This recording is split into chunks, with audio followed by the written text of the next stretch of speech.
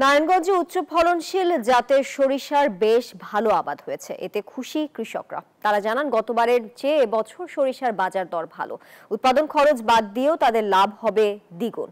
শরীফ সুমনের তথ্যচিত্রে desk report. এ চিত্র নারায়ণগঞ্জের এক সরিষা ক্ষেতের।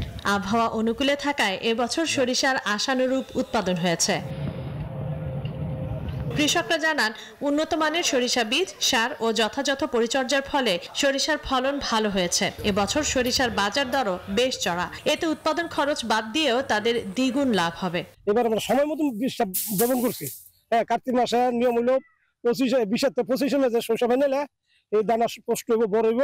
এবছর আল্লাহর রহমতে এত একটা ফসল হচ্ছে যা ধারণার বাইরে, আল্লাহর রহমত। কৃষি বিভাগ বলছে এবছর নতুন কানাডিয়ান ভ্যারাইটি জাতের সরিষা চাষ হয়েছে। মাঠ পর্যায়ে কৃষকদের সার ও বীজ সহ সব ধরনের সহযোগিতা করছেন সংশ্লিষ্টরা। কৃষকদেরকে আমরা সার বীজ দিতে পেরেছি, পাশাপাশি পোকামাকড় রোগের আমরা সঠিক সময় তাদেরকে পরামর্শ দিয়েছি।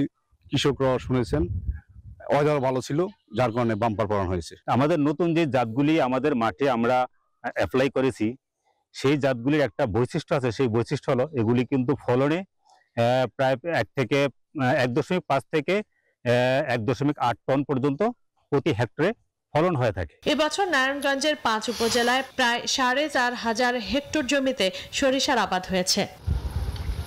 Desk report, news 24।